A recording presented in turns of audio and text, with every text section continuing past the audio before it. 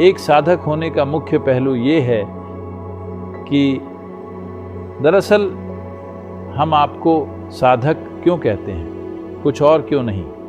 एक तरह से हम ध्यान शब्द की व्याख्या ऐसे कर सकते हैं कि ये उस ऊर्जा को बनाने का एक तरीका है जिसे हम ओजस कहते हैं। जब हम भोजन करते हैं तो पाचन होता है। पाचन शरीर का एक खास तरीके से निर्माण करता है। जो भोजन आप खाते हैं वो भौतिक शरीर में बदल जाता है। यहाँ हमारे भौतिक अस्तित्व के लिए एक अच्छे से बना हुआ शरीर होना जरूरी है, पर शरीर अपने आप में कोई काम नहीं आता।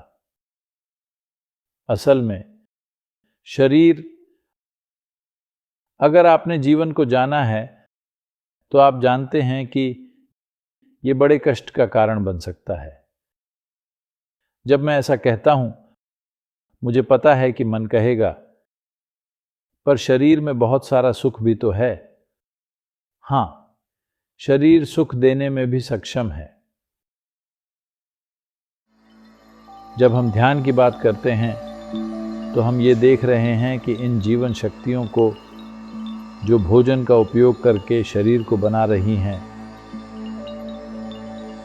उन्हें भौतिक शरीर से कहीं ज्यादा सूक्ष्म चीज बनाने में कैसे लगाया जाए। शरीर अपार कष्ट देने में सक्षम है और बहुत सुख देने में भी, लेकिन सुख की सीमा ये है कि ये समय के साथ अतृप्त रह जाएगा। आमतौर पर सुख की उम्मीद ही लोगों को आगे बढ़ाती है, स्वयं सुख नहीं। उसका इंतजार करना असल में उसे पाने से ज्यादा रोमांचक होता है।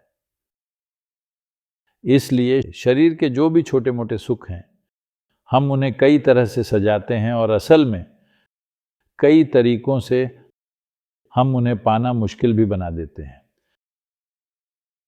सामाजिक, सांस्कृतिक और मानसिक तौर पर हम शरीर के साधारण सुखों को पाना कठिन बना देते हैं, क्योंकि सारा रोमांच तो बस उसे पाने के इंतजार में ही होता है।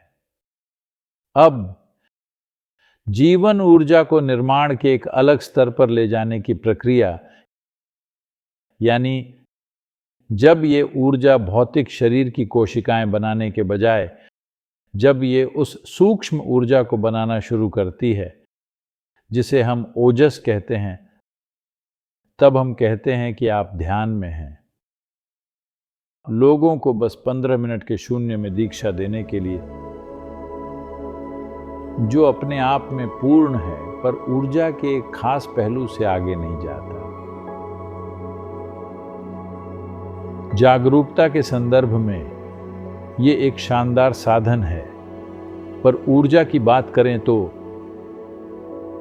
इस पर कुछ सीमाएं लगाई गई हैं, क्योंकि जिन लोगों को हम दीक्षा दे रहे हैं वो तैयारी के उस स्तर पर नहीं होते कि उनसे ओजस की उच्च या तीव्र अभिव्यक्ति हो सके। ओजस का मतलब है, ये वो गुण है, आपके पास ओजस की जो तीव्रता और मात्रा होती है वही एक व्यक्ति को दूसरे से अलग बनाती है। क्यों एक व्यक्ति की उपस्थिति इतनी प्रबल और रूपांतरणकारी लगती है और दूसरे की इतनी कमजोर लगती है और उसका अपने ही जीवन पर कोई प्रभाव नहीं होता? इसका सीधा सा कारण ओजस का प्रकार या मात्रा है जो आपके पास होती है। साधक का मतलब है कोई ऐसा व्यक्ति जिसने अपने भीतर ओजस का एक पूरा उद्योग खड़ा कर लिया है, ओजस निर्माण की एक इकाई। लेकिन चूंकि अभी लोगों को जो आध्यात्मिक प्रक्रियाएं सिखाई गई हैं या अभी सिखाई जा रही हैं, उन्हें अभी भी सिर्फ एक साइड वाली चीज माना जा रहा है। आध्यात्मिक प्रक्रिया अभी भी लोगों के जीवन में सबसे बड़ी प्राथमिकता नहीं बनी है। ये बहुत ही सीमित करने वाला है, बहुत ही निराशाजनक है कि लोगों को ऊर्जा और ओजस के ऊंचे आयामों में न जाने दिया जाए। एक गुरु के लिए ये देखना और जो संभव है उसे न कर पाना बहुत ही पीड़ादायक होता है, केवल इसलिए क्योंकि लोगों में या तो ज़रूरी संतुलन, तैयारी या अनुशासन नहीं है, या फिर वो अभी भी अपनी प्राथमिकताओं को समझ नहीं पा रहे हैं जो उन्हें अपने जीवन के विभिन्न आयामों को देनी चाहिए। आप ऐसी कई चीज़ें कर सकते हैं जिससे आपका ओजस बिखर जाए और आपके भीतर उसका बढ़ना पूरी तरह नष्ट हो जाए। कई तरह की मानसिक गतिविधियों से ऐसा हो सकता है। कुछ खास तरह की शारीरिक गतिविधियों से ऐसा हो सकता है। अत्यधिक कामुकता से भी ये आसानी से हो सकता है। भोजन में बहुत ज़्यादा लिप्त होने से ये हो सकता है। बहुत ज़्यादा उत्तेजक चीज़ें से भी ऐसा हो सकता है और दूषित वातावरण में रहने से भी ऐसा हो सकता है।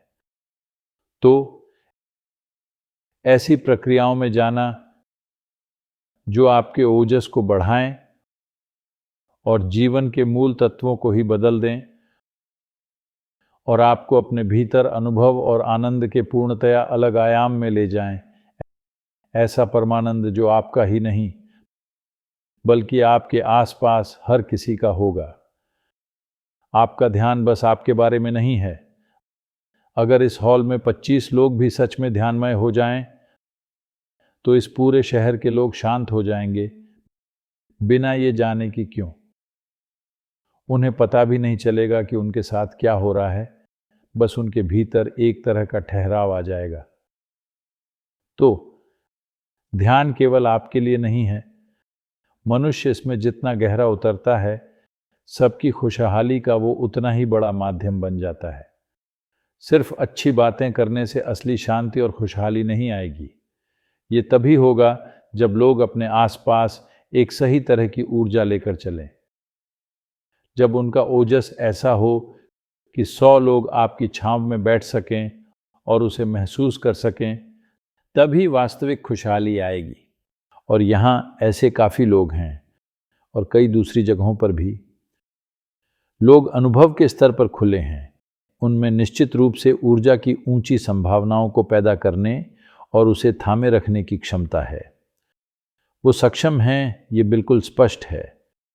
लेकिन इस तथाकथित आधुनिक शिक्षा और आजकल का जो सामाजिक जीवन है, इसने लोगों को पूरी तरह अस्थिर बना दिया है।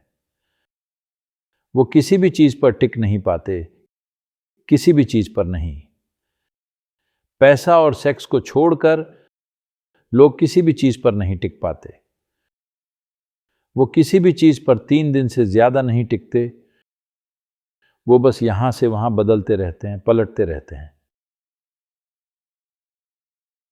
जब वो इस तरह की मानसिक अस्थिरता में होते हैं, ये सामाजिक तौर पर लगभग ऐसा बनता जा रहा है कि अगर आप किसी चीज़ के साथ टिके रहते हैं तो आपके आसपास के लोग कहते हैं, अरे आप उसी में अटके हुए हैं, आपको हर समय बदलते रहना चाहिए। इस चीज़ से उस चीज़ में जाना, चाहे वो उनके काम हों, उनकी प्राथमिकताएं हों, उनकी शिक्षा हो, उनके रिश्ते हों, लोग लगातार इधर से उधर पलट रहे हैं। बार बार बदलने में आपकी ऊर्जा भी अस्थिर हो जाती है। पूर्वी समाजों ने आध्यात्मिक विकास के लिए कई सामाजिक सहयोग बनाए थे। एक तरह से देखें तो उनका आध्यात्मिकता से कोई लेना देना नहीं था, लेकिन साथ ही ये सहयोग इस तरह से बनाए गए थे कि जब लोग साधना करना चाहें तो उनके लिए वहाँ आवश्यक माहौल मौजूद हो। बाहर के हालात आपकी आंतरिक लालसा के खिलाफ नहीं जाते थे। जो आपके भीतर हो रहा है, बाहरी स्थिति हमेशा उसके अनुकूल होती थी। सामाजिक तौर पर इस तरह की व्यवस्थाएं की गई थीं।